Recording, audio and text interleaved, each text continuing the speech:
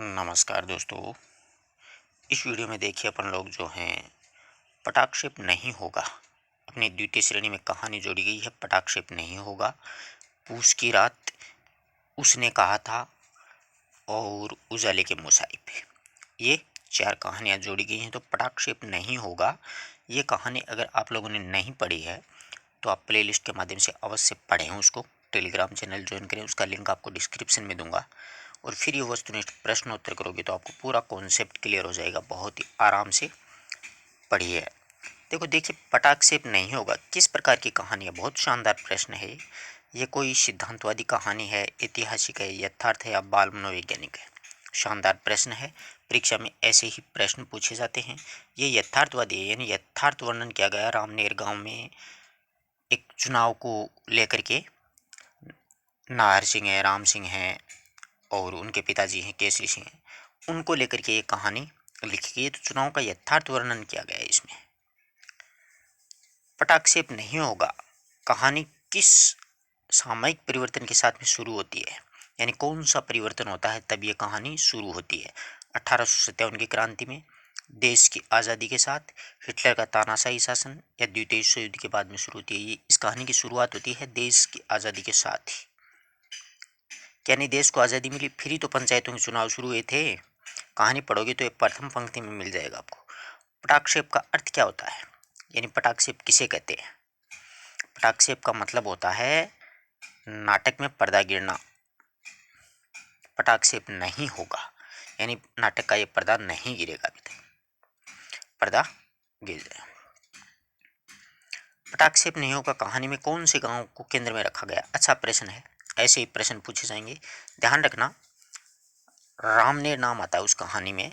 अपन पढ़ते हैं तो आज़ादी के बाद जो बदलाव हुआ था उसमें स्कूल व डाकखाने के अलावा और महत्वपूर्ण बदलाव था। और दूसरा कौन सा बदलाव हुआ था उसमें, ये अपन को पूछा है। तो दूसरा बदलाव इसमें यह हुआ कि किसानों का अपनी ज़मीन का मालिक बन जाना, यानी जो किसान थे वो 10 गुना अधिक लगान दे देंगे तो उसको उनकी ज़मीनें मिल जाएगी। जब पहली बार ग्राम पंचायत के चुनाव हुए तो गांव वालों ने क्या किया था। पहली बार चुनाव हुए तो गांव वालों ने क्या निर्णय किया कि मुखिया ने एक सभा बुलाई थी। राम सिंह के जो पिताजी थे उन्होंने क्या बुलाई थी, एक सभा का आयोजन किया था। और उस सभा में मतलब ये निर्णय रखा गया था कि भाई अब चुनाव होंगे तो चुनाव किस प्रकार से होने चाहिए। वो उस बात को लेकर के पूरी पंचायत में या पूरे गांव को भी अपन कह सकते हैं एक सभा का आयोजन है वो किया गया था। और उस सभा में ये निर्णय भी लिया गया था कि गांव का गांव जो है उसमें किसको मुखिया बनाया जाए, ऐसा निर्णय लिया गया था। इस प्रकार से ये जो कहानी है, इस कहानी में देखिएगा शुरुआत जो होती है वो राम सिंह जी के पिताजी से होती है। किससे, राम सिंह जी के पिताजी होते हैं केसरी सिंह, फिर राम सिंह जी बनते हैं, फिर उनका बेटा नाहर सिंह बन जाता है। ऐसे ये कहानी चलती रहती है। जब पहली बार ग्राम पंचायत के चुनाव हुए तो विजेता को कितने वोट मिले थे, यानी पहली बार चुनाव हुआ था तो कितने वोट मिले थे। तो ध्यान रखना 100% उनको चुना गया था। निर्विरोध पहली बार चुनाव में क्या है कि निर्विरोध ही चुन लिया गया था। ठीक है। जब मुखिया ने गांव में सभा बुलाकर प्रधान बनाने के लिए पूछा तो किसने प्रधान बनाने के लिए पूछा तो किसने सलाह दी कि उसे उसे ही प्रधान बनाना चाहिए, उसे ही प्रधान बनना चाहिए। यानी वो सलाह कौन दी थी, एक पंडित मित्र था। किनका, केसरी सिंह जी के पंडित मित्र था। उन्होंने ये सलाह दी कि आप ही गांव के प्रधान या मुखिया बन जाओ। बदले में उसमें बुढ़ापा का बहाना किया, यानी किसने कहा कि मैं तो बुढ़ापा आ गया है। तो बुढ़ापे का बहाना है किसके द्वारा किया गया है, ठाकुर के द्वारा किया गया है। ठीक है। रामनेर गांव के प्रथम जो चुनाव हुए उसकी चर्चा पंडित नेहरू तक पहुंचाने का कारण क्या था, यानी पंडित नेहरू तक ये बात पहुंची कि गांव में चुनाव हुए हैं तो इसलिए पहुंची क्योंकि वहां पर निर्विरोध चुनाव हुआ था। क्या हुआ था, चुनाव का निर्विरोध होना। निर्विरोध चुनाव होगा तभी तो ऊपर तक बात जाएगी। इसीलिए रामनेर गांव वालों ने सर्वसम्मति से किसे प्रधान चुना था, यानी प्रधान किसको बनाया था। सर्वसम्मति से ठाकुर के बेटे राम सिंह जी को वो प्रधान बना देते हैं। ठीक है। रामनेर गांव में किस जाति की जनसंख्या वो सबसे अधिक थी? अच्छा प्रश्न है। तो लेखक हैं, उन्होंने स्पष्ट शब्दों में मतलब हेतु भारद्वाज जी ने लिखा है कि जनसंख्या के आधार पर चमारों की सबसे ज्यादा जनसंख्या थी उसमें। अगला प्रश्न है कि चमार किस बात को नहीं जानते थे, यानी उन्हें किस बात का पता नहीं था? चमारों को किस बात का पता नहीं था? उनको इस बात का पता नहीं था कि उनकी जनसंख्या सर्वाधिक है। चमारों की जनसंख्या अधिक है, यदि सभी में एकता हो तो उसमें मतलब वो प्रधान चुने जा सकते हैं, इस बात का उनको पता ही नहीं था। गांव में नवनिर्मित स्कूल में का जो चार्ज है वो राम सिंह ने किसको दे दिया था? अपने ये के गुर्गा था ना, उसको दे दिया था, यानी अपने एक मित्र को। वो डाकखाना भी संभालता था। किन के पिताजी स्वाभिमानी थे जो मुखिया से दबते नहीं थे? तो कहानी पढ़ते हैं तो बीच में एक आता ना, महेंद्र और बलबीर के पिताजी, ये ब्राह्मण बच्चे थे दोनों। इनके पिताजी थे वो स्वाभिमानी प्रकृति के थे और मुखिया से दबते नहीं थे, इसीलिए अंत में उनकी जो डेड बॉडी है वो नहर में तैरती हुई मिलती है। यही होता है भैया। महेंद्र और बलबीर दोनों भाई कहाँ काम करते थे? दोनों भाई दिल्ली चले गए थे, इनको इनका मामा दिल्ली लेकर के चला गया था। महेंद्र बलबीर नामक दो भाइयों के पिताजी को किसने मारा था? तो ये तो आराम से कहानी पढ़ते हैं तो मुखिया का नाम ही आएगा। अगर चमारों को संगठित किया जाए तो मुखिया के आतंक से गांव को मुक्ति मिल सकती है, ये बात कौन सोचते हैं?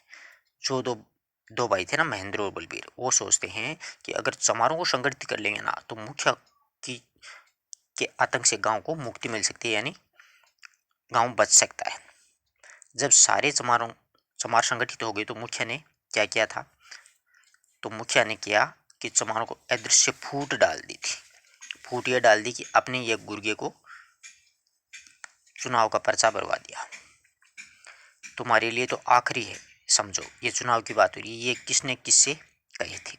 ये मुखिया ने महेंद्र बलबीर से कहा था कि ये चुनाव तुम्हारे लिए तो आखिरी समझो। महेंद्र बलबीर ने कहा कि ये कोई चुनाव नहीं है। जब वो 100 मतों से जीता था दूसरी बार में राम सिंह, तब महेंद्र बलबीर ने कहा कि अगली बार देख लेंगे।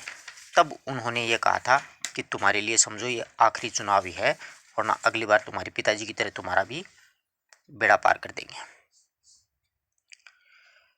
नियमानुसार पंचायत के चुनाव कितने सालों में होने चाहिए थे? नियम के अनुसार पंचायत के चुनाव हैं वो 3 साल में होने बहुत ही जरूरी थे, लेकिन किसके कारण से? अकाल और सूखे के कारण है वो 7 साल बाद में चुनाव करवाता है राम सिंह। गांव में अक्सर होता है। सूखा व बाढ़ जैसे बहानों से कितने साल बाद में चुनाव होते हैं? तो ये हैं वो 7 साल बाद में चुनाव होते हैं। महेंद्र व बलबीर अन्य चमारों के नाम वोटर लिस्ट से क्यों नहीं थे? यानी महेंद्र व बलबीर व अन्य जो चमार थे उनके नाम वोटर लिस्ट में क्यों नहीं थे? ये तो स्वाभाविक सी बात है। वो इसलिए नहीं थे कि राम सिंह ने वोटर लिस्ट से नाम हटवा दिया, सही है। चमारों के पक्ष में वोट कम थे, जिसके लिए जानबूझकर उनको हटा दिया, क्योंकि वे गांव के बाहर रहते थे, उपयुक्त सभी थे, सारे ये कारण थे। चुनाव अधिकारी को राम सिंह ने चुनाव से पहले दावत पर क्यों बुलाया?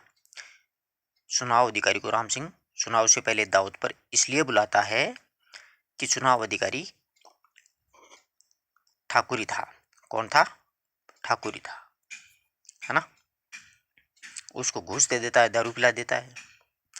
चुनाव के शुरू में चुनाव अधिकारी दोनों एजेंटों को चाय पिलाने के लिए क्यों ले जाता है? ताकि चमार महिलाओं के वोट हैं वो आराम से डाले जा सके, और वो जब वोट देने आती हैं तब उनके वोट डले हुए मिलते हैं, उनको समझ में नहीं आती ये कहानी हुई क्या। तीसरी बार राम सिंह कितने वोटों से जीता था? बहुत ही शानदार प्रश्न है। 100 वोटों से जीता था। पहले निर्विरोध, फिर भारी मतों से, फिर 100 वोटों से। चौथी बार जब चुनाव में राम सिंह ने अपनी तरह से किसके चुनाव लड़ने के लिए, उसका नाम आगे क्या था?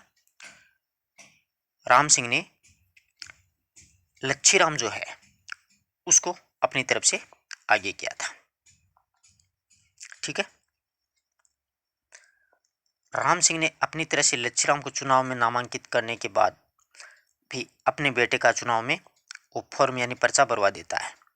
क्योंकि वो इसलिए बुलवा देता है ताकि चमारों के दो गुट बन गए हैं और अपना बेटा है वो आराम से जीत जाएगा। राम सिंह का बेटा नाहर सिंह कैसे जीत गया, यानी वो किस प्रकार से जीता था, कि वो इस प्रकार से जीता था कि चमारों की तो अब दो गुट हो गए हैं और नाहर सिंह वो आराम से वोट निकल जाएगा। क्योंकि अंत में लच्छीराम है, इतवारी है और नाहर सिंह, इन तीन के नाम में बसते हैं, तो दो तो चमारों के गुट हो गए और एक ये स्वर्णमाला अलग ही जीत गया नाहर सिंह। जब तक इस नाटक का पटाक्षेप नहीं होगा, समाज नहीं बदलेगा। लेखक ने यह किस नाटक के बारे में कहा है, यह किस प्रकार के नाटक के बारे में कहा है कि सामंतवादी का वर्चस्व और गरीबों का अशिक्षित होना, ये बात है। तो सारी कहानी अपने पूरी रिवीजन हो गई। आप अगर कहानी नहीं पढ़ी आप लोगों ने तो आप ज़रूर एक बार वीडियो देखिएगा, उसका लिंक आपको डिस्क्रिप्शन में मिल जाएगा या फिर टेलीग्राम पे आपको वीडियोज़ मिल जाएगा, और फिर इन प्रश्नों को आप करोगे तो आपका पूरा कॉन्सेप्ट क्लियर हो जाएगा। धन्यवाद दोस्तों, वीडियो अच्छा लगा तो मित्रों तक ज़रूर शेयर करना।